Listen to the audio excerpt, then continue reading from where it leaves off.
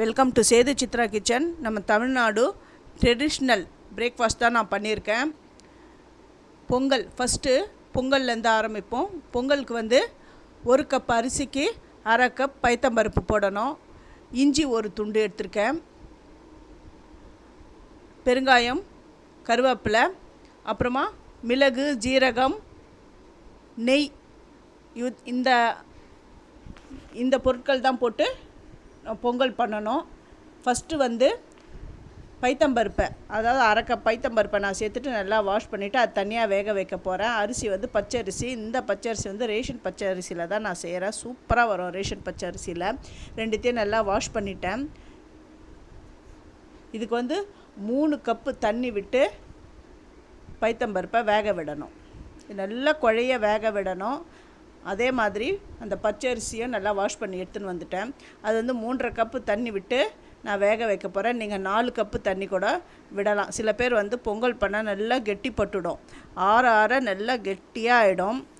அப்படிலாம் கிடையாது. இது 3 மணி நேரம் ஆனாலும் நல்லா தலைன்னு அவ்வளோ நல்லா இருக்கும். நல்லா வெண்ணெய் மாதிரி அவ்வளோ நல்லா க்ரீமியாக இருக்கும். இந்த வீடியோவை ஸ்கிப் பண்ணாமல் பார்த்தீங்கன்னா தான் உங்களுக்கு புரியும். இது ரெண்டுத்தையும் தனித்தனியாக தான் நான் வேக வைக்க போகிறேன். சில பேர் குக்கர்லேயே எல்லாமே ஒன்றா போட்டு அப்படியே வேக வச்சு அப்புறம் தாளிச்சிடுவாங்க. அந்த மாதிரி நீங்கள் செஞ்சிங்கன்னா நல்லா கெட்டி பட்டணும். ஆற கெட்டியாகிடும். சுட சுட சாப்பிடும்பொழுது தான் அது நல்லா க்ரீமியாக இருக்கும். அப்புறம் நேரம் ஆக அது கெட்டி பட்டுடும். அந்த மாதிரி இல்லாமல் இந்த மாதிரி மெத்தடில் நீங்கள் பண்ணிங்கன்னா நல்லா க்ரீமியாகவும் இருக்கும். 3 மணி நேரம் ஆனாலும் ரொம்ப நல்லா அந்த க்ரீமி ஸ்ட்ரக்சர்லேயே இருக்கும். இந்த பொங்கல் சாப்பிட்றதுக்கும் அவ்வளோ நல்லா இருக்கும். அதுக்கு என்ன ஒரு மெத்தட்னா, இந்த மாதிரி சாதம் வேகுது இல்லையா, இது கொஞ்சம் நல்லா வெந்த உடனே என்ன பண்ணோம், இதில் இருக்கிற தண்ணியெல்லாம் எடுத்துடணும். இந்த கஞ்சி தான் போய்ட்டு அந்த பொங்கலை கெட்டிப்பட வச்சிடும். நீங்கள் பருப்பில் இருக்கிற தண்ணியை எடுத்துடாதீங்க. எடுத்துட்டிங்கன்னா அந்த சல்லுன்னு ஆகிடும். சில பேர் பொங்கல் பண்ணால் அந்த பொங்கலுடைய அந்த டேஸ்ட்டே இல்லை, ஏதோ மிஸ் ஆன மாதிரி இருக்குது அப்படிலாம் நினைப்பீங்க. இது ஏன்னா இந்த சிறுபருப்பில் இருக்கிற தண்ணியை எடுத்துடக்கூடாது. நீங்கள் இந்த மாதிரி மெத்தடில் பண்ணுங்கள். பொங்கல் அவ்வளோ நல்லா இருக்கும். பொங்கல் சாப்பிடாதவங்க கூட இது வேணும்னு கேட்டு சாப்பிடுவாங்க. பாருங்கள், இந்த தண்ணியை நான் அப்படியே எடுத்துடுறேன். இதில் அரிசி அந்த சாதம்லாம் அப்படியே வருது. அதனால் ஒரு வடிதட்டில் தான், அந்த வடிக்கிண்ணத்தில் தான் போட்டு நான் வடிகட்டுறேன். இந்த தண்ணியெலாம் கீழே இறங்கிடும். அந்த சாதம் மட்டும் மேலே நிற்கும். அதை எடுத்து மறுபடியும் இந்த பாத்திரத்தில் நான் விட்டுடுவேன். இவருங்க நல்லா குழைய வெந்துடுது. இந்த வடிகட்டி அந்த சாதம், அந்த தண்ணியில் வந்த சாதத்தை மறுபடியும் அந்த பாத்திரத்திலே போட்டேன். பாருங்கள், இது சட்டுன்னு வெந்துடும். பச்சரிசி எப்போவுமே சீக்கிரமாக வெந்துடும். இந்த பாருங்க, இந்த மாதிரி குழைய வெந்துடுது.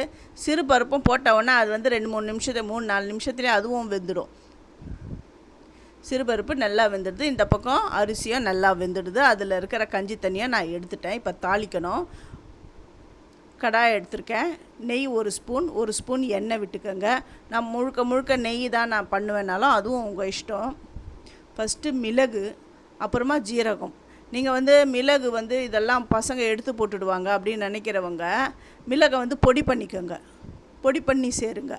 அது பொடி பண்ணிங்கன்னா இப்போயே சேர்த்துறாதீங்க. ஜீரகம் போட்டுட்டு அப்புறம் முந்திரி போட்டுட்டு அதுக்கப்புறம் மிளகு பொடியை போட்டு வறுத்துட்டு நான் இஞ்சியை துருவி வச்சுருக்கேன். அந்த இஞ்சியை இதில் சேர்க்குறேன். ஏன்னா இதெல்லாம் சேர்த்திங்கன்னா தான் இப்போ பொங்கல் சாப்பிட்டா சில பேர் மந்தப்படுது, அப்படியே ஜீரணம் ஆக மாட்டேங்குது அப்படின்றவங்க இந்த இஞ்சி திருவல் அப்புறம் இந்த பெருங்காயெல்லாம் சேர்த்திங்கன்னா அந்த மாதிரியே இருக்காது, சீக்கிரம் ஜீரணம் ஆகிடும். இந்த கருவேப்பிலையை சேர்த்துட்டேன். இப்போ அந்த சிறுபருப்பை அப்படியே சேர்த்துட்டேன். இப்போ குழச்சி வச்சுக்கிற சாதத்தை இதில் சேர்க்குறேன். என்ன கட்டியாக சேர்க்குறீங்களே, இது கெட்டி பட்டுறாதா அப்படின்னு நினைக்கிறீங்களா? அப்படிலாம் கெட்டிலாம் படாது. இது நல்லா கலந்து விட்டுடுங்க. இது அவ்வளோ நல்லா க்ரீமியாக இருக்கும். பெருங்காயத்தை சேர்த்துட்றேன். அப்புறம் இதுக்கு தேவையான அளவு உப்பையும் சேர்த்துடணும். நீங்கள் பெருங்காயத்தை எண்ணெயில் நான் ஃப்ரை பண்ணி போடுறதுனால அதுவும் உங்கள் இஷ்டம் தான். நீங்கள் வறுக்கும் பொழுதே இந்த முந்திரியெல்லாம் போட்டு வறுக்கிறோம் இல்லையா, கருவேப்பிலெல்லாம் போட்டு வறுக்கிறோம் இல்லையா, அப்போ நீங்கள் பெருங்காயத்தை போட்டு கூட நீங்கள் செய்யலாம். ஆனால் இந்த மாதிரி பண்ணிங்கன்னா அது ஃப்ளேவர் கொஞ்சம் நல்லாயிருக்கும். இப்போ நெய் 1 ஸ்பூன் விடுறேன். விட்டுட்டு கலந்து விடுறேன். அவ்வளோ சூப்பராக இருக்கும். இதை நீங்கள் ட்ரை பண்ணிவிட்டு எப்படி வந்ததுன்னு சொல்லிவிட்டு எனக்கு கமெண்ட்டில் சொல்லுங்கள். ஃபஸ்ட்டு என்னுடைய வீடியோவை பார்க்குறவங்க சப்ஸ்கிரைப் பண்ணலைன்னா சப்ஸ்கிரைப் பண்ணுங்கள், ஆல் என்ற ஆப்ஷன் தொடுங்க. அப்போ தான் நான் போடுற ஒரு வீடியோவுடைய நோட்டிஃபிகேஷனும் உங்களுக்கு காட்டும். உங்களுக்கு பிடிச்சிருந்தா உங்கள் ஃப்ரெண்ட்ஸுக்கும் நீங்கள் ஷேர் பண்ணுங்கள். எவ்வளோ சூப்பரான பொங்கல் ரெடி ஆகிடுது பாருங்கள். இந்த மாதிரி நீங்கள் செஞ்சு கொடுங்களேன். உங்கள் வீட்டில் சாப்பிடாதவங்க கூட கேட்டு வாங்கி சாப்பிடுங்க, அவ்வளோ நல்லாயிருக்கும். அடுத்தது தோசை. இது வந்து இட்லி, தோசை, பணியாரம் எல்லாமே சூப்பராக வரும். முழுக்க நான் ரேஷன் அரிசியில் தான் பண்ணியிருக்கேன். ரேஷன் புழுங்கல் அரிசி 3 ஆழாக்கு சேர்க்குறேன், 1 ஆழாக்கு பச்சரிசி சேர்க்குறேன். ஃபஸ்ட்டு புழுங்கல் அரிசியை நான் அளந்துக்கிறேன், 3 ஆழாக்கு சேர்த்துட்டேன். அடுத்தது பச்சரிசி உங்கள் எல்லாருக்கும் தெரியும், நல்லா வெள்ளையாக இருக்கும். இந்த ரேஷன் அரிசியை எப்படி கழுவணும், நல்லா வாஷ் பண்ணணும், அந்த பிசுபிசுப்பு போக, அதுவும் இந்த ரேஷன் அரிசி ஸ்மெல் வராமல் இருக்கிறதுக்கு எப்படி வாஷ் பண்ணணும் அப்படின்றதையும் என்னுடைய சேது சித்ரா கிச்சனில் நான் போட்டிருக்கேன். அதையும் நீங்கள் போய் பாருங்கள். இந்த டீஸ்பூனில் 2 டீஸ்பூன் வந்து வெந்தயம் சேர்க்குறேன். இந்த வெந்தயம் சேர்த்தா தான் அந்த இட்லி நல்லா ஃப்ளஃபியாக நல்லா வரும். அதுவும் இல்லாமல் அந்த தோசைலாம் பண்ணும்போது அந்த வாசனை அவ்வளோ ரொம்ப நல்லாயிருக்கும். நல்லா வாஷ் பண்ணிட்டு தண்ணி பாருங்கள், நல்லா கிளியராக வந்திருக்கு பாருங்கள். இந்த அளவுக்கு வாஷ் பண்ணுங்கள். அது உப்புலாம் போட்டு நல்லா உரசி கழுவுங்க, அப்போ தான் அந்த பிசுபிசுப்பு தன்மை இருக்காது. இது வந்து 4 மணி நேரம் ஊறணும்.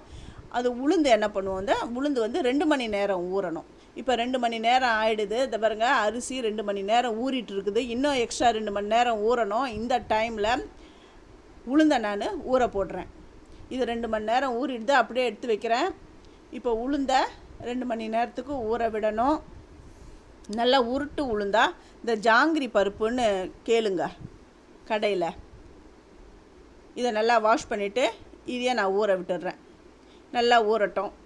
ஊறின உடனே இதை கிரைண்டரில் போட்டு நல்லா அரைச்சி எடுத்துன்னு வந்துட்டேன். இந்த அரைக்கிறதெல்லாம் வந்து உங்களுக்கே தெரியும். அதையே நான் ஃபுல்லாக காமிச்சிட்டு இருந்தேன்னா இந்த வீடியோ லென்த்தியாக போகும்.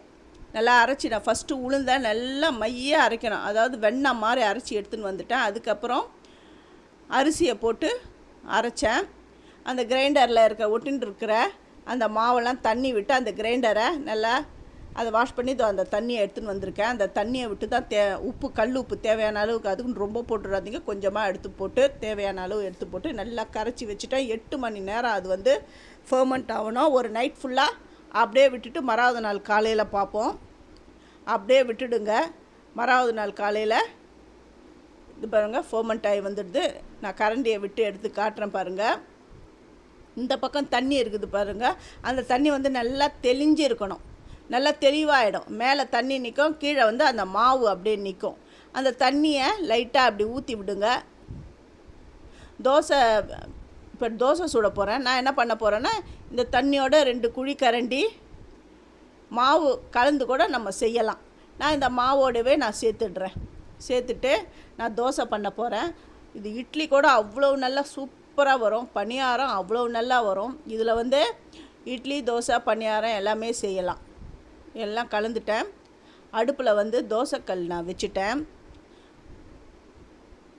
இப்போ தோசை பண்ண போகிறேன் பாருங்கள். எவ்வளோ முருவலாக சூப்பராக வரும் பாருங்கள். சாப்பிட்றதுக்கும் அவ்வளோ நல்லா இருக்கும். இப்போ ஆனியனை எடுத்து நல்லா தேய்ச்சிட்டேன். 2 குழிக்கரண்டி மாவு விட்டுட்டேன். இது சுத்தூரம் லைட்டாக எண்ணெய் தடவணும். சும்மா லைட்டாக எண்ணெய் போடுங்க. ரொம்ப அந்த தோசை மணமாக இருக்கும், அவ்வளோ நல்லா இருக்கும்.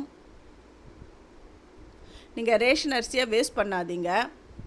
ரேஷன் அரிசியில் டிஃபன்லாம் அவ்வளோ சூப்பராக வரும். பாருங்க, தோசை பண்ணிவிட்டேன். இட்லியும் நல்லா பஞ்சு மாதிரி பூ மாதிரி எப்படி வந்திருக்கு பாருங்கள். இட்லியும் நல்லா வந்துடுது. இட்லி, தோசை ரெண்டுமே செமையாக வரும்.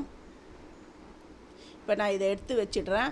அடுத்தது மெதுவடை பண்ண போகிறேன். மெதுவடை வந்து நான் ஆல்ரெடி என்னுடைய வீடியோவில் நான் போட்டிருக்கேன், நீங்கள் போயிட்டு பாருங்கள். நல்லா சாஃப்டான அதே சமயம் கிறிஸ்பியான மெதுவடை எப்படி வந்திருக்கு பாருங்கள். இது எண்ணெய்லாம் குடிக்கலை, அவ்வளோ நல்லா இருக்குது. இப்போ மார்னிங் டிஃபனுக்கு தோசை, வடை, பொங்கல், சாம்பார். இந்த சாம்பார் வந்து டிஃபன் சாம்பார் ஆல்ரெடி நான் வீடியோவில் போட்டேன், போய் பாருங்கள்.